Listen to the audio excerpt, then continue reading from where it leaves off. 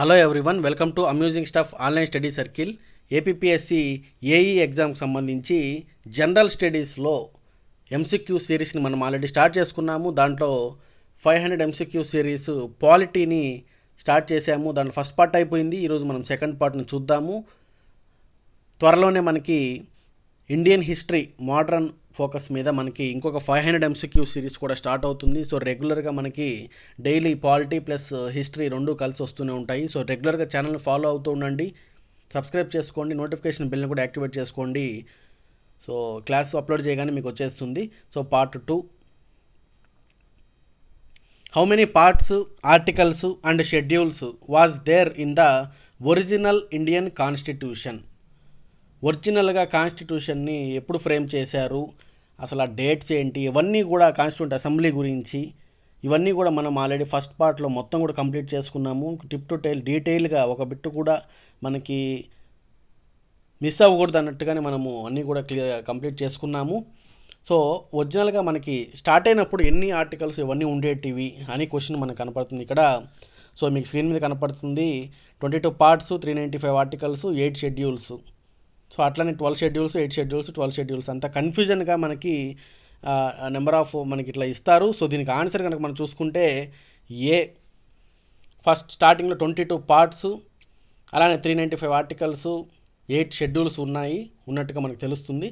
So ఇప్పుడు మీరు తెలుసుకోవాల్సిందంటే present ఏంటి అంటే, ప్రజెంట్ 25 పార్ట్స్ అయినాయి, 22 కాస్త, అలానే షెడ్యూల్స్ 8 కాస్త మనకి 12 అయినాయి present. Okay, second question, which part of our constitution envisages a 3-tier system of Panchayati Raj system, municipality system వాటికి సంబంధించి ఏ పార్ట్లో మనకి పొందుపరచబడి ఉంది. ఇవి రీసెంట్గా కాన్స్టిట్యూషన్ వచ్చిన తర్వాత మనకి ఎనేబుల్ చేయడం జరిగింది కాబట్టి ఏ పార్ట్లో దాన్ని ఇన్సర్ట్ చేశారనేది కూడా మనకి చాలా important. So answer part 9, 10, 11, 12. So answer is part 9లో ఉంటుంది. సో మనకి పంచాయతీరాజ్ సిస్టమ్ గురించి 3-tier పంచాయతీరాజ్ సిస్టమ్ అంటున్నారు. గ్రామ పంచాయతీ ఎట్ పంచాయతీ లెవెలు, పంచాయతీ సమితి ఎట్ బ్లాక్ లెవెల్గా, అలానే జిల్లా పరిషత్ ఎట్ డిస్టిక్ లెవెల్. సో ఇది ఎప్పుడు తీసుకురాబడింది ఇవన్నీ కూడా మనకి తర్వాత బిట్స్లో వస్తాయి. సో అందుకని ఇక్కడ ఎక్స్ప్లెనేషన్ ఇవ్వడం లేదు. సో అవి కూడా డిఫరెంట్ టైప్స్ ఆఫ్ బిట్స్ కాబట్టి అవన్నీ కూడా మనం తర్వాత చూద్దాము. Which one of the following schedules of the Indian Constitution lists the names of the states and specifies their territories? చాలా సింపుల్. ఇది మనకి షెడ్యూల్స్ మొత్తం ఇందాక చెప్పినట్టుగా 12 ఉంటాయని చెప్పాము. ఆ 12 షెడ్యూల్స్లో కూడా ఫస్ట్ నుంచి 12 వరకు అన్నీ కూడా మనకి చాలా చాలా ఇంపార్టెంట్. గ్రూప్ 1 సివిల్స్ ఆరెంజ్ ఎగ్జామ్స్లో కూడా మనకి షెడ్యూల్స్ గురించి డైరెక్ట్ క్వశ్చన్స్ కూడా పడినటువంటి సందర్భాలు కూడా ఉన్నాయి. కాబట్టి అవన్నీ కూడా చాలా బాగా ఇదిగా ఉండాలి, మీరు రివిజన్ చేసుకుంటూ నోట్ చేసుకుంటూ ఉండాలి. So first name of the states ఇట్లా అన్నప్పుడు మనకి ఆబ్వియస్గా ఫస్ట్ షెడ్యూల్లోనే దీని గురించి మొత్తం కూడా డీటెయిల్గా ఇవ్వడం జరుగుతుంది. 4th schedule of the constitution deals with, 4th schedule దేనికి సంబంధించినది? Allocation of seats for council of states, political defection, Panchayati Raj system, languages. So అదే మీకు కనుక అన్నీ కూడా తెలుసుంటే ఒక్కొక్కదాన్ని ఎలిమినేట్ చేసుకుంటూ పోయి ఉండేవాళ్ళు. సో దీనికి answer allocation of seats for council of states. Council of states అంటే మనకి రాజ్యసభలో సీటుకి సంబంధించి ఆ కేటాయింపులు వాటికి సంబంధించినటువంటి షెడ్యూల్ అది. కాన్స్టిట్యూషన్స్ 10th షెడ్యూల్ దేనికి సంబంధించినది? 10th schedule national language, administration of SC/ST area, judicial review, anti defection law. Judicial రివ్యూకి సంబంధించి మనకి సపరేట్గా ఆర్టికల్ ఏమీ లేదు. నేషనల్ లాంగ్వేజ్కి సంబంధించి కూడా ఆర్టికల్ లేదు. కాకపోతే లాంగ్వేజెస్ మొత్తం కూడా మనకి ఉన్నాయి, వాటి గురించి ఉంది, కానీ మనకు అలా ఏం లేదు. కాబట్టి దీనికి ఆన్సర్ మనం చూసుకుంటే యాంటీ డిఫెక్షన్ లా, చాలా ఇంపార్టెంట్. పార్టీ ఫిరాయింపులు చట్టం అని అంటాం కదా, అది. సో మనకి ఇది ఎప్పుడు పెట్టినారు ఏంటి అనేది కూడా మనం చూసుకుంటే 52nd అమెండ్మెంట్ ద్వారా మనకి దీన్ని రావడం జరిగింది 1985లో. సో ఇవన్నీ కూడా నోట్ చేసుకోండి, మీకు ఆల్రెడీ తెలుసుంటే okay. Which one of the following is not included in the union list in the 7th schedule of the Indian constitution. 7th షెడ్యూల్లో మనకి లిస్ట్స్ ఉంటాయి, స్టేట్ లిస్టు, యూనియన్ లిస్టు, అలానే కాంకరెంట్ లిస్ట్ అని. అవి అటు ఇటు మారుతూ ఉంటాయి, ప్లస్ ఒక్కో దాంట్లో 300 200 అలా ఉంటాయి. సో యూనియన్ లిస్ట్లో లేనటువంటిది ఏది కింద ఇవ్వబడిన వాటిల్లో? Banking, insurance, census, gas. So answer gas union లిస్ట్లో లేనట్టుగా మనకు తెలుస్తుంది. మెయిన్గా మనకి యూనియన్ లిస్ట్లో డిఫెన్సు, ఆర్మీ, ఇంటర్నేషనల్ రిలేషన్స్ సంబంధించి, ports, banking, insurance, railways, highways, ఇవన్నీ కూడా మనకి యూనియన్ లిస్ట్లోనే వస్తాయి. Which one of the following is not included in the union list? ఇలాంటి క్వశ్చన్స్ మనకి చాలా అరుదుగా చాలా ఎక్కువగా అడుగుతుంటారు కాబట్టి మనం ఎక్కువ ఎక్స్ట్రా ఇవ్వడం జరిగినది. సో ఇందాక ఆల్రెడీ చెప్పినట్టుగా defence, railways, foreign affairs, agriculture, దీంట్లో యూనియన్ లిస్ట్లో లేనిది ఏది అని అడుగుతున్నారు. సో యూనియన్ లిస్ట్లో లేనిది అగ్రికల్చర్ అనేది స్టేట్ లిస్ట్లో ఉంది, ఎంట్రీ 14. కాకపోతే అగ్రికల్చర్కి సంబంధించి కొన్ని యాక్టివిటీస్ ఉంటాయి. అగ్రికల్చర్ సంబంధించి టోటల్ కంప్లీట్గా స్టేట్ లిస్ట్ అనే కాదు, కొన్ని యాక్టివిటీస్ అలా ఉన్నాయి, కొన్ని యాక్టివిటీస్ ఇలా కూడా ఉన్నాయి. కాకపోతే మెయిన్గా అది మటుకు స్టేట్ లిస్ట్లోనే ఉంది.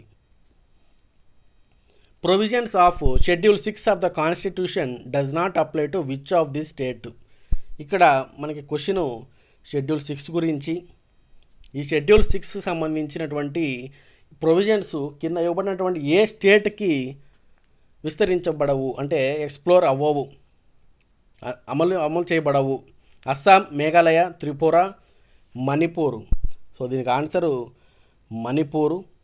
ఇది ఏఎంటిఎం అంటే అస్సాం, మేఘాలయ, త్రిపుర. ఈ ఎం అంటే మిజోరాము, గుర్తుపెట్టుకోవాలా, మిజోరాము.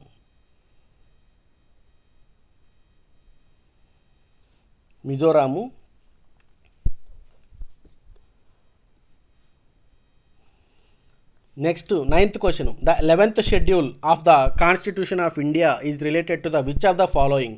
11th షెడ్యూలు దేనికి సంబంధించినది? Municipality, Panchayati Raj, centre state relationship, removal of corruption. షెడ్యూల్స్లో కూడా ఈ రెండు మనకి ఎక్కడ డైరెక్ట్గా లేవు. సో మున్సిపాలిటీ, పంచాయతీరాజు, దీంట్లో మనం చూసుకుంటే దీనికి answer Panchayati Raj 11th schedule. Municipality వచ్చేసి మనకి 12th. Special provision regarding financial bills is given under? ఏ ఆర్టికల్ ద్వారా మనకి ఫైనాన్షియల్ బిల్స్కి సంబంధించి స్పెషల్ ప్రొవిజన్స్ కేటాయించబడ్డాయి? Article 117, 119, 121, 123. So answer a, article 117. Which one of the following articles of the Indian constitution provides for all India services? All India services ఏ article ద్వారా మనకి mention చేయబడ్డాయి? 310, 311, 312, 313. చాలా ఇంపార్టెంట్, చాలాసార్లు అడిగినటువంటి బిట్ ఇది. సో ఆర్టికల్ 312 ద్వారా ఆల్ ఇండియా సర్వీసెస్ని మెన్షన్ చేయడం జరిగినది. Which are the following is correctly matched? ఈ మ్యాచింగ్స్, ఈ మ్యాచింగ్ ఫాలోయింగ్, రాంగ్ ఆన్సర్స్, ఇవన్నీ కూడా మనకు చాలా కొంచెం పేపర్ కొంచెం క్రిటికల్గా ఇవ్వాలి, బిట్ కొంచెం క్రిటికల్గా ఇవ్వాలనుకుంటే ఇలా అడిగేదానికి అవకాశం ఉంది, డైరెక్ట్ బిట్ కాదు కాబట్టి. సో ఇప్పుడు మనం ఇది తెలుసుకోవాలంటే పార్ట్స్ అన్నీ కూడా మనకు తెలిసి ఉండాలి. సో ఒకసారి మనం చూద్దాం. పార్ట్ 2 ఫండమెంటల్ రైట్స్ అంటున్నారు, పార్ట్ 3 వచ్చి సిటిజన్షిప్ అంటున్నారు, 4A ఫండమెంటల్ డ్యూటీస్, 5 వచ్చి direct principles of state policy. So correctly matched కనుక మనం చూసుకుంటే సి, పార్ట్ 4Aలో మనకి ఫండమెంటల్ డ్యూటీస్ని తీసుకురావడం జరిగినది. సో ఈ పార్ట్ 2, పార్ట్ 3 ఈ రెండు కూడా మనము అటు ఇటుగా మార్చాలి. పార్ట్ 1 వచ్చి యూనియన్ అండ్ టెరిటరీకి సంబంధించింది, part 2 citizenship, fundamental rights part 3లో ఉంటాయి. తర్వాత మనకి directive principles of state policy 5 కాదు, పార్ట్ 4లో ఉంటాయి. సో ఇక్కడ మీకు మొత్తం ఫస్ట్ మెయిన్ పార్ట్స్ ఇవే. దాని తర్వాత ఆల్రెడీ ఇందాక చూసాము 9లో మనకి ఈ పంచాయతీరాజ్ వీటికి సంబంధించి ఉన్నట్టుగా. By which name is our country mentioned in the constitution? కాన్స్టిట్యూషన్లో మన దేశము ఏ రకంగా మెన్షన్ చేయబడినది, ఏ నేమ్స్తో? ఇది కూడా చాలాసార్లు అడిగినటువంటి బిట్టే, స్టాండర్డ్ బిట్ ఇదంతా కూడా. సో భారత్ అండ్ ఇండియా, లేదంటే Bharat only, Hindustan and India, Bharat, Hindustan, India. So answer a, Bharat and India. In the context of the preamble, which of the following sequence is correct? ప్రియాంబుల్లో we the people of India ఇట్లా మనకు వస్తుంది కదా, ఏ sequence దీనికి correct? ఒకసారి ఒక 10 seconds gap ఇస్తాను, మీరు ఒకసారి చూసుకొని, లేదంటే ఇంకా ఎక్కువ టైం కావాలంటే పాస్ పెట్టుకొని చూడండి.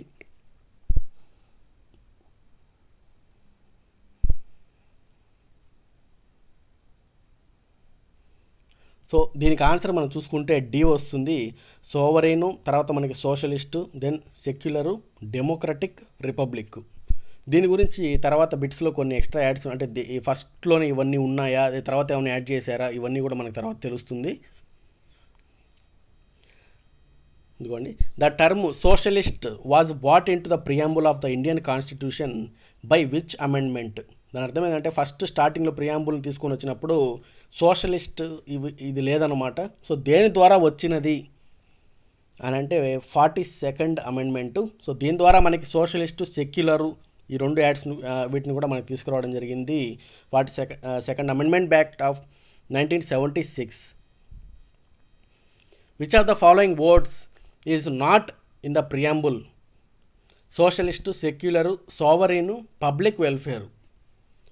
ఇప్పుడు ఇందాక మనం ఒక సీక్వెన్స్ చూసాం కదా, అదే ప్రియాంబుల్ అనుకోకూడదు, ఇంకా మనకి చాలా ఉంది. ఒక్కొక్క దానికి సంబంధించి, లిబర్టీకి సంబంధించి, జస్టిస్కి సంబంధించి, ఫ్రీడమ్కి సంబంధించి, ఇవన్నీ కూడా మనకి డీటెయిల్గా వివరించడం కూడా జరుగుతుంది. దాంట్లో రకరకాల ఫ్రీడమ్స్, రకరకాల లిబర్టీస్ ఇచ్చినట్టుగా. సో ఇక్కడ ఏది లేదు అని అడుగుతున్నారు. ఇటువంటి చాలా ఎక్కువగా అడుగుతుంటారు పాలిటీలు, ఏది లేదని. మనం కూడా చూస్తే చాలా బిట్స్ మనకు అలానే వచ్చాయి కదా. సో పబ్లిక్ వెల్ఫేర్ అనేది ప్రియాంబుల్లో మెన్షన్ చేయలేదు. Which one of the following liberty is not embodied in the preamble of the constitution? Liberty of thought, expression, belief, economic liberty. లిబర్టీని డివైడ్ చేస్తారని చెప్పాం కదా, దాంట్లో కింద ఇవ్వనటువంటి వాటిలో ఏది లేదు ప్రియాంబుల్లో అని అంటున్నారు. సో ఎకనామిక్ లిబర్టీ అనేది ప్రియాంబుల్లో లేదు. Which part of the Indian constitution has been described as the soul of the constitution? కాన్స్టిట్యూషన్కి సంబంధించి సోల్ అని ఏ పార్ట్ని మెన్షన్ చేయడం జరిగింది అంటే వేటిని? Fundamental rights, DPSP, preamble, right to constitutional remedies. So answer preamble. Who among the following called the preamble of Indian constitution the horoscope of one sovereign democratic republic? ఇలాంటి చాలా ఇంపార్టెంట్. ఎవరు cooperative federalism, half federalism, soul అని కానీ, key అని, ఇట్లా రకరకాలుగా ఉంటాయి కదా. ఇవన్నీ కూడా మనకు చాలా ఇంపార్టెంట్, అన్నీ కూడా కవర్ చేద్దాం, మీరు కూడా ఒకసారి చూసుకోండి. So the horoscope of one sovereign democratic republic అని ఎవరన్నారు? Jawaharlal Nehru, Vallabhbhai Patel, BR Ambedkar, KM Munshi. So answer D, KM Munshi గారు. In which of the following cases supreme court regarded preamble as a part of basic structure of the Indian constitution? Basic structure అనే ఒక ఐడియాని, ఒక దాన్ని తీసుకురావడము, preamble కూడా basic స్ట్రక్చర్లో భాగమే, దాన్ని ఏమైనా అమెండ్మెంట్ చేయాలంటే ముందు కూడా మీరు చూసుకొని చేయాలన్నట్టుగా చెప్పింది ఏ కేసులో? Berubari, AK Gopalan, privy purse, Kesavananda Bharati case. చాలా ఇంపార్టెంట్ మనకి ఇది. ఎన్నెన్నోసార్లు రకరకాల ఎగ్జామ్స్లో, మొత్తం చాలా ఎగ్జామ్స్లో ఇది రావడం జరుగుతుంది. 1973 Kesavananda Bharati case. Economic justice as one of the objectives of the Indian constitution has been provided in? Economic జస్టిస్ని కింద ఇవ్వబడినటువంటి డేట్లో ప్రొవైడ్ చేయబడ్డారు. ప్రియాంబులు, ఫండమెంటల్ రైట్స్ రకరకాలుగా ఉన్నాయి, మనకి ఇక్కడ స్క్రీన్ మీద చూస్తున్నాము. సో మీరు చూసుకోవాలంటే మీకు ఆర్టికల్స్ గురించి, వాటి గురించి బాగా క్లారిటీగా ఉంటే టోటల్గా దేంట్లో ఇవ్వబడ్డారనేది క్లారిటీగా అర్థమైపోతుంది. సో దీనికి ఆన్సర్ బి, ప్రియాంబుల్లో. అలానే direct principles of state policy, డిపిఎస్పిలో మనకి మెన్షన్ చేస్తున్నారు ఎకనామిక్ జస్టిస్ గురించి. The preamble given in the constitution అంటే ప్రియాంబుల్ గురించి కింద ఇవ్వబడినటువంటి స్టేట్మెంట్స్ ఒకసారి చూద్దాం. Is not enforceable in courts, is important and have utility, describes the aims of governance, helps to give a judicial meaning to our constitution. Courts చూస్తే 1 2 ఏది correct మనం చూద్దాం. నాట్ ఎన్ఫోర్సబుల్ ఇన్ కోర్ట్స్ ఇది correct, ఎందుకంటే మనకి జనరల్గా అయితే fundamental rights అయితే మనకి ఎన్ఫోర్సబుల్ ఇన్ ద కోర్టు.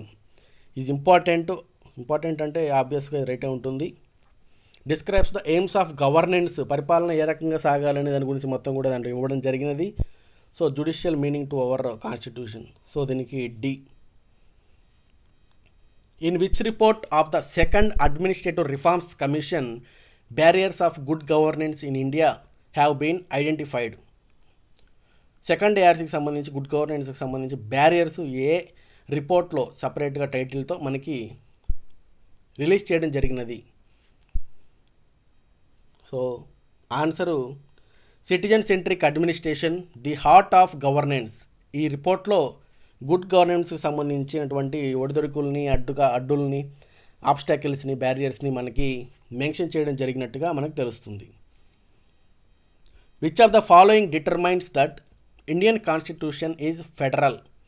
ఈ బిట్స్ ఇలాంటి బిట్స్ చాలా కన్ఫ్యూజన్గా ఉంటాయి, చాలా జాగ్రత్తగా ఆలోచించి మనం పెట్టుకోవాలి. చాలాసార్లు బిట్స్ అడిగినవారు కూడా దీని గ్రూప్ 2 రేంజ్లో కూడా ఈ బిట్స్ అడుగున్నారు. Written and non flexible constitution.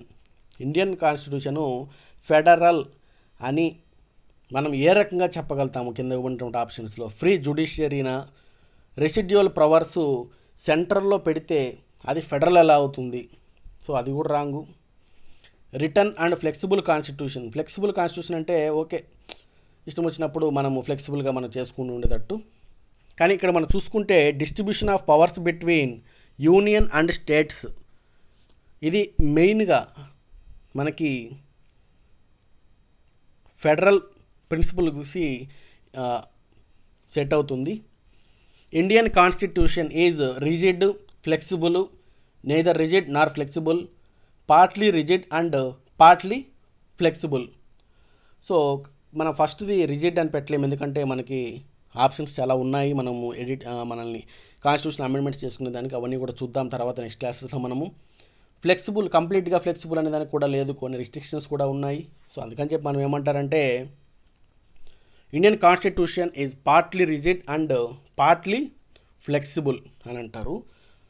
So అది ఇక్కడితో మనం పార్ట్ 2 పాలిటీ కంప్లీట్ చేసుకున్నాము.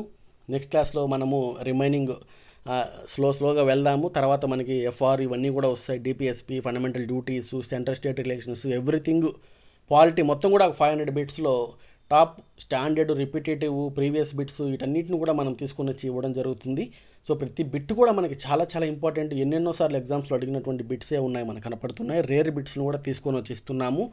సో నెక్స్ట్ మనకి మోడర్న్ హిస్టరీ కూడా స్టార్ట్ అవుతుంది కాబట్టి రెడీగా ఉండండి. So thank you everyone for watching. Telegram ఛానల్లో జాయిన్ అవ్వండి. మనము రెగ్యులర్గా ఏమైనా అప్డేట్స్ ఇస్తూ ఉంటాం, న్యూస్ పేపర్ క్లిప్పింగ్స్ ఇవన్నీ కూడా ఇస్తూ ఉంటాము. So don't forget to subscribe and click on the notification bell icon. Thank you.